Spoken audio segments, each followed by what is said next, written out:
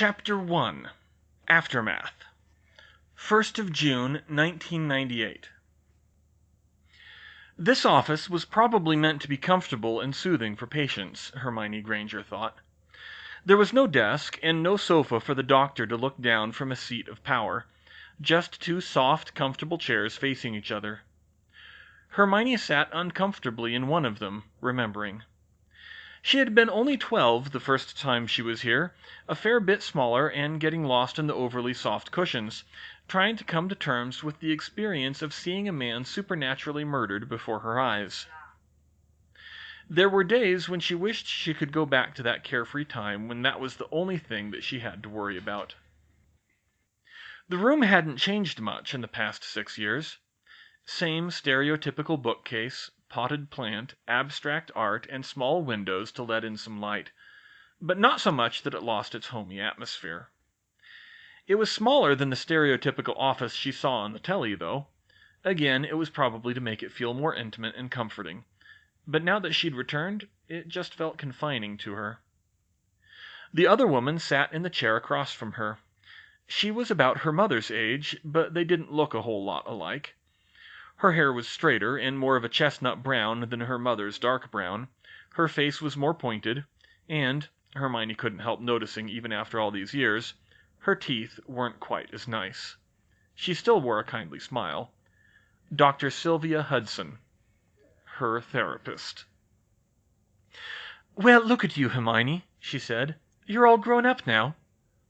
Hermione shifted awkwardly. This seat was still too bloody soft. "Thank you, Dr. Hudson," she said stiffly. She didn't really know what to say to that. In some ways, she felt like she'd never really had a proper adolescence. She did look more adult and put together now. Dr. Hudson wouldn't have missed her engagement ring, nor her other jewelry. Understated, but clearly expensive. She was probably dressed a little more professionally than was called for, but at the moment most of her wardrobe still said either "too busy not dying to care" or "literally a witch," so she didn't have much to work with. Not to mention how she had felt the need to wear long sleeves despite the warm weather. Too many questions otherwise. "I get the feeling a lot's happened since we last met," Dr. Hudson said. Hermione chuckled ruefully. "Yes, you might say that." There was an awkward silence for a minute, and when she didn't say anything more, Dr. Hudson asked, "So who's the lucky man?" She smiled at that, glancing down at her ring. "George. I must have told you about him. One of the twin class clowns. The last you heard of him would have been when he took me to the school dance." "Oh, so you've stayed together?" She wiggled her hand back and forth. "It took us a few more months to really admit it to each other, but basically, yes." "That seems like an interesting pairing for you," she offered. "I know. That's what everyone said. But he's smarter than he lets on, more responsible, too. And he makes me laugh. You know, he and his twin already own their own shop." "Really? What kind of shop?" "A joke shop, of course. They sell, pranks and stuff." Hermione trailed off. She'd never had to explain Weasley's wizard wheezes to a muggle before, and it suddenly occurred to her that she'd never in her life seen a joke shop in the muggle world. Maybe a store for magic tricks, but never one for just pranks. Strange that she'd never noticed that before. "It's sort of like a cross between a toy store and one of those weird novelty stores. It sounds mad when I say it, but they're very good at it." "I can imagine," Dr. Hudson said with a smile. "Only it got firebombed last year. We're only just now getting around to rebuilding it." Dr. Hudson's mouth dropped open for a moment. She quickly recovered, but she grew more serious again. "Hermione, I think you'd better explain," she said. "If I may say so, you have a look about you that I usually only see in war veterans, and the things I've been hearing about you—" Hermione tensed perceptibly. "What have you been hearing about me?" Dr. Hudson leaned back and folded her hands. "You seemed to have the worst luck as a student. A teacher murdered in year 7, and near deaths the next 3 years. When I last saw you 3 years ago, you seemed more distant than before, But when you didn't show the next summer, I thought maybe you finally had a normal year. And then 6 months later I heard about your house being firebombed. I thought you might be dead for a while, but then 4 months ago they said you joined the IRA and blew up a hospital. I actually called the police and told them there was no way you would join the people who killed your parents." Hermione gasped softly. Depending on how far that call had gone, "What did they do?" she asked. "Some really scary-looking people showed up at my home and told me you'd killed your own parents, and I'd better not tell anyone anything different." "Merlin," she breathed, "you're lucky that's all they did. Okay, it's a long story. First of all, my parents are still alive. I did burn down our house, but it was a cover. I had secretly moved them out to Australia the previous day." "They're alive? Well, I'm happy for you. And I did hear the report that you'd been exonerated. So, I'm guessing you were on the run from the IRA the whole time?" Hermione shook her head. "No, Dr. Hudson. I was on the run, but it wasn't from the IRA. Or the government, mind. The real story is a little less believable. Frankly, Miss Granger, at this point I think I'd believe anything." She smirked and pulled out her wand. "Well, we're about to test that," she said. "Legally, I'm not even supposed to tell you this, but confidentiality is still in play, right?" Yes, but frankly, I'd really rather not be privy to classified government secrets." "Don't worry, these secrets are not classified by any government that has authority over you," she said. She held up her wand for Dr. Hudson to see. "This is a magic wand." "A magic wand?" she asked. Hermione nodded. She waved it, and the curtains were drawn closed. Dr. Hudson jumped in her seat. She waved it again, and the little table between them began to run around the room like a puppy. Dr. Hudson yelped and looked like she was about to faint. "I'm a witch," she said, "and I was on the run from an evil wizard these past few years." Hermione explained. It was hard to fit 7 years of her life into half of an hour-long session, but she did the best she could. Magic was real. There was a hidden community of witches and wizards all over the world, scrupulously kept secret from the non-magical Muggle world, and she was a part of it. "And if I tell anyone, those really scary people will come back?" Dr. Hudson asked. "No, those people are gone now," she said. "It'll be less scary people this time, and they'll wipe your memory of me, not threaten you." "What? But how is that better?" "It's not, really. I'm on your side there, but most wizards don't think the same way we do. And, frankly, the other option is to tell everyone you've gone mad, so—" "Right," she groaned. Hermione went on. The exclusive boarding school in Scotland she'd attended was a premier school for magic. She was a rare person with magic, born to muggles, and she had been found by the school and had entered the world at 11. She explained her previous visits first. The teacher who was murdered in her first year was possessed by the spirit of an evil wizard who hated muggle-born outsiders like her. The snake that had bitten her in second year, though it really hadn't, was a 50-foot-long basilisk that had nearly killed her with its gaze. The escaped convict in her third year, well, that was pretty close to how she'd described, except she hadn't mentioned the soul-sucking demons before. Oh, yes, and wizards had tangible evidence of the existence of souls, too. At the end of her fourth year, she said, Lord Voldemort had returned from the dead, and things just spiraled out of control from there until the magical world was at open war. "So, all those IRA attacks?" Dr. Hudson asked. "The ones in the past 1 or 2 years were mostly Death Eater attacks," Hermione confirmed, "including the one at Nottingham Hospital. My fiancé's brother and great-aunt were killed there." "It sounds like you lost quite a few people," she said sympathetically. Hermione nodded. "6 that I'd considered good friends, others whom I considered close mentors, and dozens of other acquaintances, including other classmates." "Goodness. I'm sorry for your losses, Hermione. I'm glad you've sought out help again. These kinds of traumas can be devastating for anyone." "That's one of the reasons, yes," she confirmed. "Oh, and the others?" This is going to sound daft, but I feel like I don't know what to do with myself now that it's over." "Ah, that's an understandable reaction," Dr. Hudson said. There's no need to worry about that. Fighting this war was such a large part of your life, and now that it's gone, you need time to adjust." "Maybe," she admitted. "I did have plans. Still do have plans in large part. But now that I'm finally here, well, it's less appealing than it was before, at least." "That's not uncommon either, Hermione. The grass is always greener, and all that. But that doesn't mean your plans were or are bad ones. What were you planning to do?" Hermione shrugged. "I thought after the war I'd go back and finish school, get my mastery in arithmancy, get married, and start a relatively quiet career doing magical research. And I suppose I can still do most of those things, but I definitely can't get my mastery now." "Why not?" she said, confused. "It sounds like you're more than capable." Hermione gave Dr. Hudson a level stare. "Because they already gave me my doctorate." 1 week earlier. "Hermione Granger," said Professor Tinworth, "in consultation with Headmistress McGonagall, Griselda Marchbanks of the Wizarding Examinations Authority, and Head Unspeakable Algernon Croker, I am pleased to inform you that you have been awarded the Doctor of Wizardry degree in Arithmancy." Hermione stared at Tinworth for a minute, her expression flat. She had only come in to discuss resuming her mastery. "Excuse me?" she said. Tinworth flinched. He seemed a little nervous around her.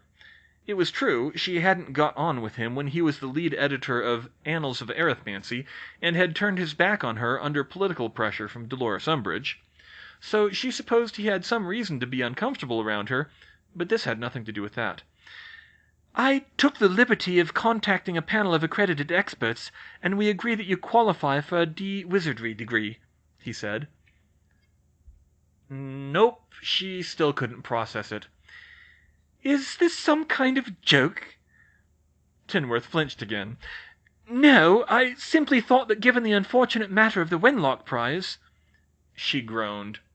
She'd been meant to receive the Wenlock Prize for helping to prove that radioactive materials was a sixth exemption to Gamp's law of elemental transfiguration, but that wasn't the point. "I don't care about the Wenlock Prize, Professor Tinworth," she said. "I don't need some medal to validate me. What I want to know is how you can give me a doctorate when I haven't even finished my mastery yet, let alone a dissertation." "Miss Granger," he said, looking a little relieved, "we don't do things the same way as in the Muggle world. A mastery requires a major research project, a masterpiece in the old parlance, but the D. Wizardry degree is awarded for extraordinary scholarship in general, not a specific dissertation. The two main criteria are an extended body of research and research as a master, and a major contribution to the field above and beyond the mastery level, but that's not the same as a masterpiece. Many people earn a D. Wizardry degree by writing a textbook, and when it is a research project, it's often unpublished for a good reason." "But I never qualified for a mastery in the first place," Hermione protested. He shook his head insistently. "Your work on Gamp's Law is more than enough for that, even working with a team. And Professor Vector told us about your continuing education, which fulfills the apprenticeship requirement for the mastery.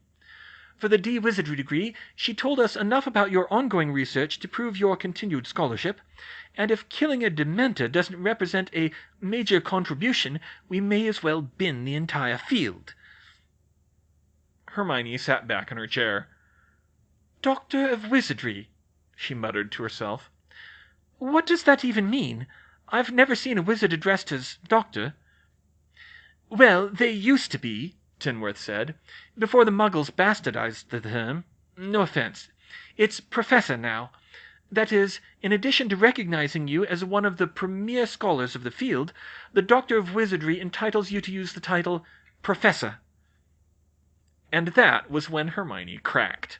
She started laughing and couldn't stop at the sheer inanity of the situation. "I'm going back to school in September as Professor Granger, the same title all the teachers have," she told Dr. Hudson. "How ridiculous can you get? I mean, sure, George thinks it's the best prank ever, but really, I'm not the youngest woman ever awarded a doctorate in Britain, not even in maths. I checked. But I'm certainly the youngest witch, and I just can't get over how absurd it is. Plus, in the magical world, I can't even tell people to address me as the Doctor without everyone looking at me funny." Dr. Hudson chuckled. "Trust me, the novelty wears off quickly," she said. "Still, I should think that it's a good thing on the whole." "It is a good thing," Hermione said. "It's just that, well, look at me. I'm 18 years old. I've already reached the pinnacle of the career I've wanted since I was 11. I haven't even finished school, and I wouldn't need to if I didn't want to at this point. I've won a war, I've slain demons, I'm world famous in the community where I live, and I make enough money from my hobbies that I'll never have to work a day in my life. After all that, I don't see what I could ever do going forward that would be as significant as what I've already done. And then I'm a mathematician, and a lot of mathematicians do their best work when they're young anyway." "Ah, I see," she said kindly. "Would you say, then, that you're struggling to find meaning in your life?" Hermione thought about that. "Maybe," she conceded. She nodded to her. "That's something a lot of people your age feel when they leave home for the first time and are free to do what they want. Now, I think it sounds like you actually have quite a lot from which you can draw meaning, but I can see how it would be hard to compare with what you did in the war." Yes, I suppose that makes sense," Hermione said. "And the war seems to have been a great struggle for you personally," she continued. "Another common problem that is seen when there's a war is returning veterans struggling to find their place in the world, while also dealing with the trauma they've experienced. That can make it much harder." Hermione sighed. "Yes, I think that's definitely part of what I'm feeling," she said. "The war's changed me, I know. My parents have noticed. I've noticed. I'm a little more afraid of my temper than I was before, to be honest." She thought about the desperate moment at the very end when she took down Bellatrix Lestrange, but she pushed the thought away. "And that's something else we can work on," Dr. Hudson said. "I think I've got a fairly good handle on what kind of help you're looking for now, Hermione. I don't want to raise your expectations too much. It's going to be a hard process, but it sounds like we have at least all summer to work on it." She thought for a minute and added, "And let's start with that second concern first, because that's the one that can often cause the most severe harm. Have you had an assessment done for post-traumatic stress disorder in the past month?" Hermione shook her head and settled uneasily into the cushions. 4th of June, 1998. "Cornelius Oswald Fudge," the chief witch of the Wizengamot intoned, "you have been accused of the following crimes: breach of oath of office, abuse of authority, criminal negligence, reckless endangerment, taking bribes, conspiracy, unlawful use of ministry resources, unlawful interference in an independent institution, namely Hogwarts School of Witchcraft and Wizardry, and aiding and abetting a criminal, namely Dolores Jane Umbridge. How do you plead, Mr. Fudge?" "Not guilty!" Fudge exclaimed to the Wizengamot chamber. "Very well," said Andromeda. "The prosecution may call its first witness." A wizard Hermione didn't know rose to his feet and said, "I call Sirius Black as witness." Hermione watched as Sirius took his place in the witness's chair to testify to Fudge's handling of the investigation that saw him sent to Azkaban. By the time the war ended, the Order's top 5 or so choices for the leadership positions in the Ministry were all dead, so they'd had to make do and cobble together anyone they could to run a transitional ministry until elections could be organized. Thus, at the moment, Andromeda Tonks was acting as Chief Witch, Percy Weasley was the Transitional Minister for Magic, and Hestia Jones had, reluctantly, taken over as the head of Magical Law Enforcement. Hermione was just glad she didn't have to serve as prosecutor on top of everything else. The first round of Death Eater trials had gone remarkably quickly. For those who had escaped Azkaban at any point, be it in the First War or the Second, the trial was merely a formality before they were sent back to prison. The hardest part was figuring out where to actually put them. Percy had decided the Ministry should turn over a new leaf and stop using Dementors as prison guards, just as Dumbledore had wanted for a long time. Hermione wholeheartedly agreed, but that meant Azkaban was out of the question, since no one could figure out how to get the Dementors to leave, or where else to put them. She'd heard a creative proposal to build a new prison on the Isle of Dreer, the functional equivalent of a castle with a moat filled with crocodiles, except that they would be quintupeds. She didn't think that sounded much better. For now, they were simply being held in a heavily guarded castle in an undisclosed location. For those who had not been convicted of a crime, however, it was much harder, and a lot of that work fell to her. Percy had made her the chair of the Demortification Committee, Magical Britain's answer to denazification in Germany after the Second World War. Her own name for it. She didn't really like it, but no one had been able to come up with anything better. Building a case against a Death Eater and proving that they were acting of their own free will was difficult, even with magic. Rita Skeeter would be an invaluable witness with the information she had collected for Hermione as a spy, but even so, Hermione was shocked when Percy informed her that the case against Fudge was ready to go forward before a lot of the Death Eaters' cases did. But there was certainly a lot of interest. The spectator gallery was packed. "So, how do you think the trial is going to go?" she asked Percy as they watched. It's a tough call," he said. "We threw everything we could at him, but a lot of it is subjective. There's a lot of wiggle room to say he was only incompetent as minister, not criminal. But on the other hand, everyone knows he was responsible for Voldemort rising to power again. I'm worried it'll turn into a witch hunt?" Hermione offered. Percy glanced at her. "Not the word I'd use, but yes. A fair trial will probably give him 5 to 10 years. I wish I could say it were more, but there's legitimate reasonable doubt." Hermione sighed. "I suppose so," she said. "I'd still feel better seeing him get his deserts." "Yeah, me too," he said. Fudge was only the start, of course, and not the main problem. If they wanted to make this past war count for something, they had to rip out the bigoted ideology that allowed the war to happen root and branch, and make sure it never grew again. That was going to be a long, hard fight, and Hermione didn't know what the right answers were any better than anyone else. What even was justice when a large fraction of the nation's youth had, by Muggle standards, been impressed and committing war crimes? Most of the upper year students at Hogwarts had been threatened into casting the unforgivable curses on each other last year, something normally warranting life in prison. She'd looked up Muggle law, and it didn't look kindly even on the defense of duress for war crimes. But that was for soldiers. As far as she could tell, the question had never been tested for civilians, much less underage ones.